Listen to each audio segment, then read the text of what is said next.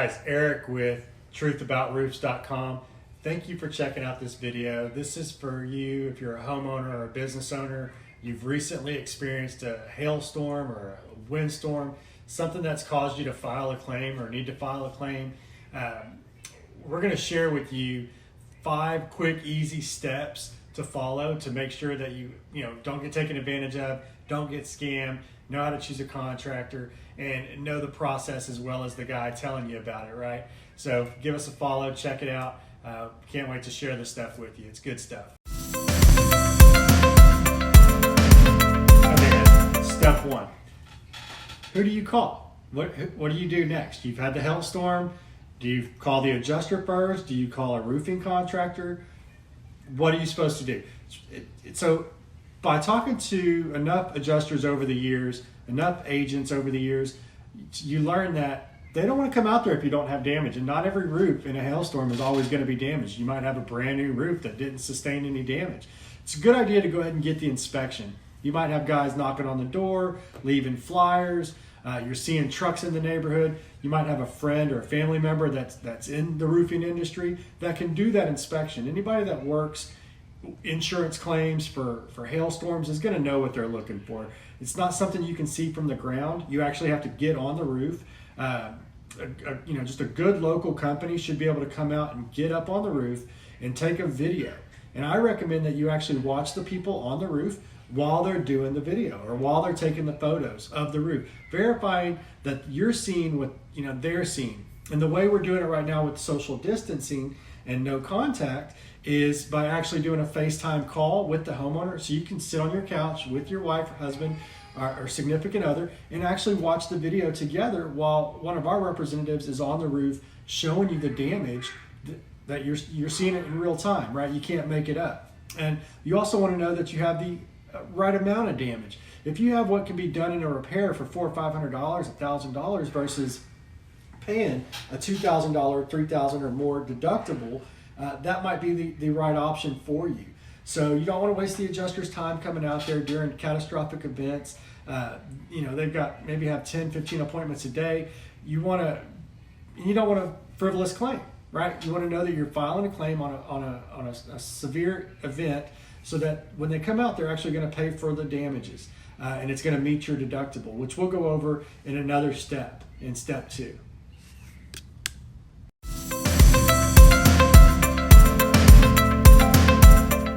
Guys, okay, so step 2, filing the claim.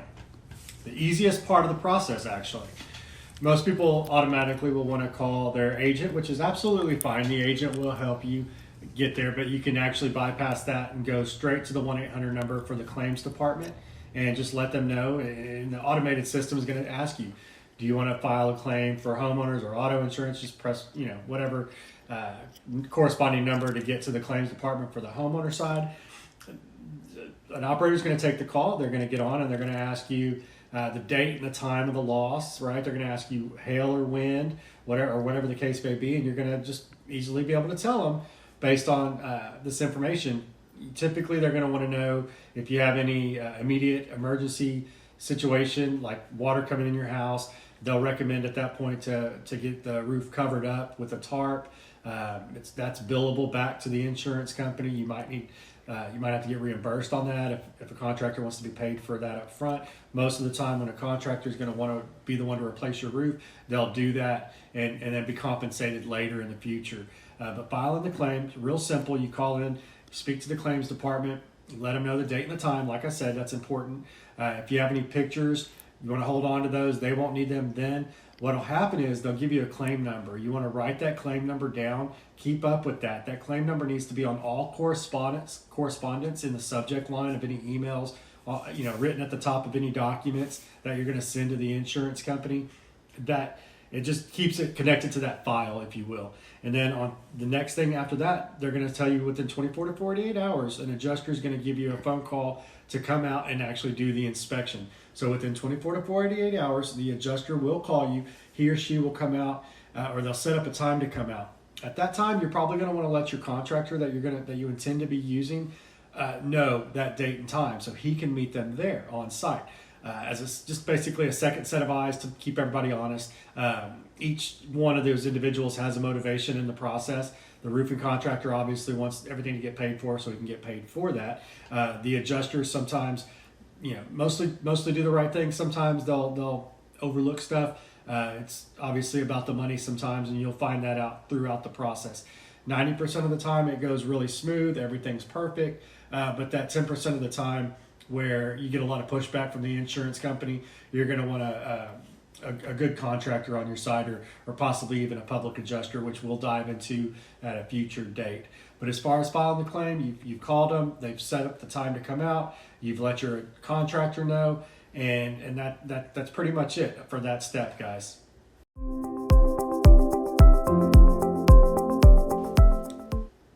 All right, guys, step 3, deductibles. What is a deductible? How does it work? It's actually a confusing thing for a lot of people. Those of you watching that fully understand it, kudos to you.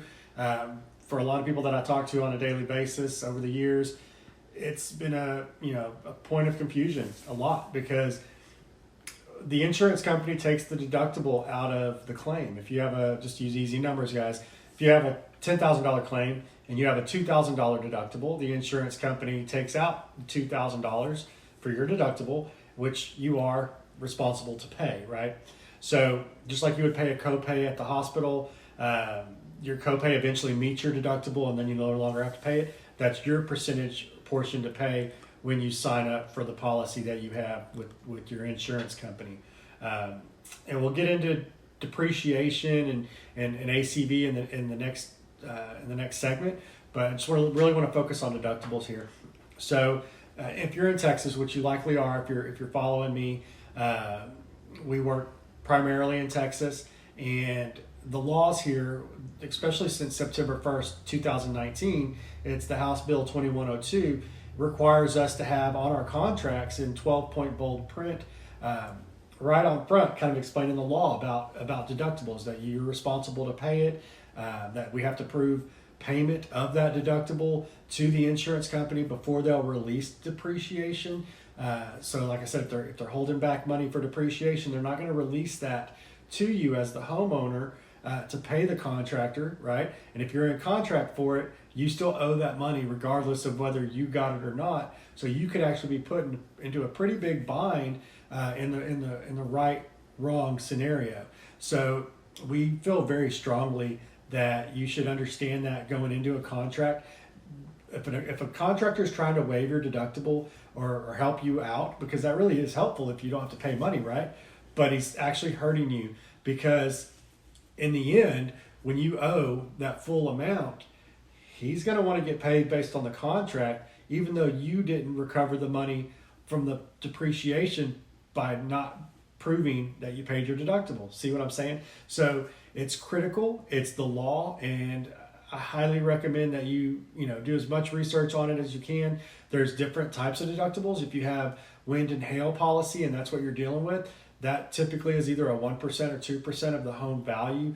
You have a $300,000 house, 1% policy, $3,000, right? So out of a $10,000 claim, there's $7,000 left. You get your $7,000 from the insurance company. You put your $3,000 in it. You should be in a contract for repairs for $10,000, right? I just want to really make sure you guys understand it, and we'll do more videos like this just on specifically on deductibles, laws, and ways that you can keep yourself safe, and above the law, basically.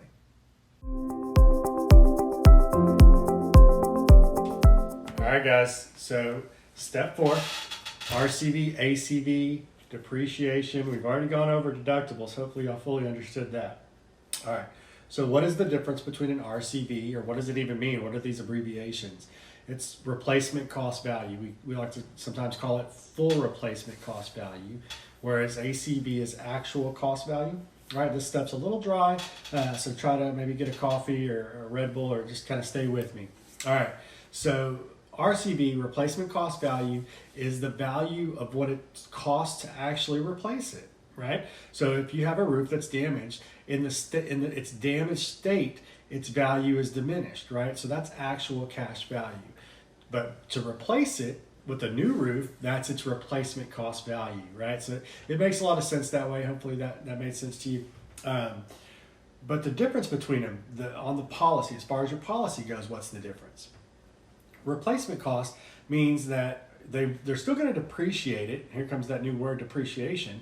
They're going to hold money back, right? So if your roof's 15 years old and it's a 30-year roof, they're going to depreciate it, theoretically by half. It's at half its life.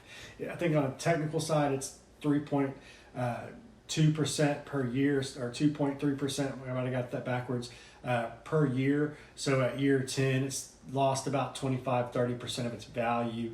If you got a $10,000 roof, they're going to hold back roughly $3,000. You follow me? And that's recoverable, right? So when the roof's been replaced and you prove to them that you paid your deductible, that you've given the contractor the ACV check, right? You've got a contract for the total. All these things matter. You got to have the contract for the full. So if your roof was $10,000, that was the replacement cost value that the insurance company put on it. Your contractor would have contracted you for $10,000. If you had a $2,000 deductible, you would have given the contractor a separate check at this point for $2,000 and given them the ACV check. So if they would have held back 3 from 10, 7 minus 2 for the deductible would give you $5,000. That would be your ACV check. In this scenario, your actual cash value for the claim was $5,000. If you had an ACV policy, that's all the money you would ever have gotten, right? So then you got to go out and figure out how to get it done on your own dime, whether that be taking bids or however you wanted to handle that. But 99% of the time, most people have a good RCV policy, and that's the more common thing. So inside there's one other type of policy. It's called a smart policy. The only company that I've ever known to do that is Farmers. You really want to pay attention to this, guys. If you have this policy, it's not going to pay for any metals, right? So none of the lead pipe jacks, the vents, the gutters, the screens, all the metals are excluded, and it's an ACV policy. So that one is particularly damaging to you as a homeowner financially if you have to replace your roof. I've only seen it a few times, but it is out there. So if you have Farmers, you might want to make sure that that's not the type of policy you have. And being that it's here in springtime in Texas, really actually any time in Texas, we get hailstorms year round, but predominantly in the spring. It might be a good time to check your policy and brush up on it and make sure you have a good policy in place in the event that you do need a new roof. A 2% policy can be steep if you have a $400,000 or $500,000 house. You have that's $8,000 to $10,000, guys, that you're going to have to participate in on getting this roof replaced. If you have a very old roof, they're going to hold a lot of depreciation out, right? So say it's a $20,000 roof, $10,000 is your deductible on a 2% policy. You follow where I'm going with this, and then they're going to hold a larger percentage out of the claim. So then you have a smaller amount of money on your first ACV check. It's not going to really do anything. There's a lot in there. Most people talk about getting estimates to try to offset the cost of the deductible and stuff like that. And we're going to get into that further on another segment. But right now, I just really wanted to explain RCV, ACV, and depreciation. And I hope I did a good job of that, guys. But let's move on.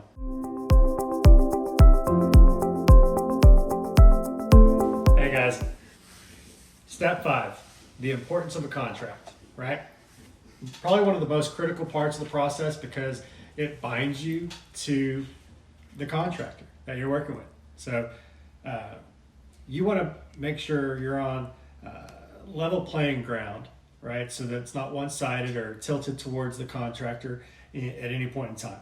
So the number one thing you want to make sure you have on the contract is all the spaces filled out, right? And kind of slash through things that could possibly be misunderstood. A good, clean contract will spell out specifics and have associate it to an addendum, right? So your scope of work is the addendum. That's an appendage to the contract, because a lot of times the work that's being referred to is not going to be spelled out line item by line item on a contract. It's going to be for a total. It's going to specify the color of the roof material, square count specifics, but it's not going to go into full detail about certain things. So, aside from the dollar amount, which is obviously, super critical, just having the claim number attached to this document so that it is an appendage to the contract, right? And then going into the dollar amount, it's really important, guys, that you get that right, or that the contractor get that right, and you don't get taken for a ride in that little loophole. So if the scope of work, the RCV, like we talked about before, is for just, round numbers sake, $20,000, and you've got a $5,000 deductible, and they depreciate your claim by $5,000, right? So 20 minus 5 for your deductible, they're holding back $5,000 in depreciation. When you get your ACV check that comes typically, with or close to the same time as the scope of work that defines the work that needs to be completed that the insurance company is agreeing to pay for, that should be a $10,000 check, right? 20 minus 5, 10, easy numbers. The contract should be for that 20. If it's not, here's where you become at risk. And a lot of contractors will, savvy but also a little unscrupulous, will take advantage of the fact that if they write the contract lower than the claim, you assume you're saving that money, right? But they're not. You're going to spend the same exact money as you would had you signed it for 20, because the insurance company's paying 15, you're paying 5. If you sign a contract for 15,000, follow me on this. If the contract says 15,000 and the insurance company sent you 10, and you go to file for depreciation, the insurance company is going to want to see a copy of the contract to release that depreciation. They're also going to want to see a copy, like we talked about before, of your deductible check that it had been paid to the contractor, so that they'll release that 5,000 additional in depreciation, or whatever the number may be in your case. But if the contract says 15, they've given you 10, and your deductible's 5, they're just going to simply tell you to pay your deductible. There's the 15, pay the contractor. They're done at that point. They owe you no more money. You didn't spend it. So it's just, that sounds simple, but if you didn't know, and the contractor is kind of saying, hey, we're going to save you $5,000, you sign the contract for 15, well, and you'll get the 5 back later, you know what I'm saying, from the insurance company, and you didn't, really didn't have to spend any money. Doesn't work that way, guys.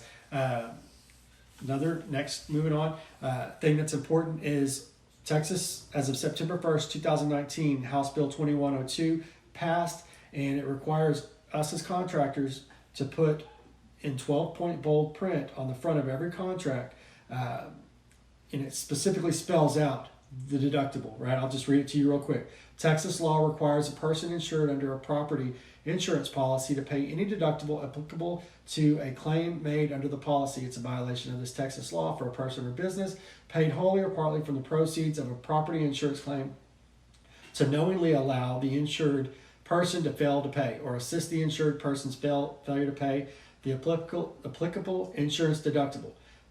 Right? So we were forced to put that on there. That's how serious it is. That, and there's some other things associated to that new law that passed. We can get into it at a later time. But one more important thing I want to make sure you guys know on a contract, read the back, right? If the sales rep or whoever's sitting there asking you to sign something can't give you 5 minutes to read this patiently for you to feel comfortable with what you're signing, it's probably not somebody you want to do business with, because it's very little to ask, right? That they just sit there patiently, and it gives you a chance to read them or gauge their personality and their patience level, because you're going to have many more interactions with this person through the course of the project, and this is just the beginning, and you're going to eventually hand them over money. So you want to really kind of know who you're working with, and that's one good way to kind of press it a little bit to see how they react to that. Going into this, cancellations, right? So you should have with this a 3-day notice of cancellation that comes with this, and whatever they're leaving you, that needs to be another document, an additional document. 3-day notice of cancellation, very important. And the back of the contract will have cancellation and assignments, some sort of paragraph explaining it. If that has a percentage where they can fill out a percentage, that in fact is an illegal contract. It's already been fought in court here in Texas, and the contractor lost. And it just needs to be a dollar amount. So I'm going to specify that real clear. I don't want to dive too deep into it. It cannot be a percentage. It needs to be an exact dollar amount. If you cancel after we've dropped material on the job site, we have the right, to recover restocking fees. Typically, it's $1,500, $2,000 compensation for the time that we've gotten you all the way to the point. Now, once work has begun, you generally can't cancel a contract at all. Like if we rip the roof off and you, for some reason, decide against doing it, that's crazy. But you would still be obligated to the contract, if that makes sense. But anyway, I digress. So verify there's no percentage, that it's a dollar amount for a cancellation, that you have a cancellation document in the folder with your paperwork. Roof color, pick your roof color, guys. Make sure that's on the contract. That sounds trivial, but it's really not, because if you get the wrong roof color on your house, who's paying for that? Are you paying to have it replaced? Is the contractor paying for it to be replaced? Follow me? Keep up with emails. Add the claim number. Make sure the claim number is on this contract, because again, it's an addendum to the scope. Any email correspondence, reference the claim number, specifying that it is part of a claim, whether it be back and forth with the contractor or back and forth with the actual insurance company.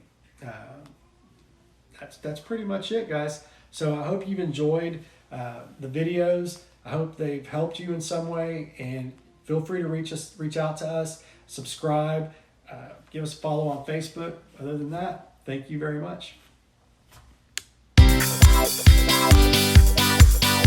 Bye.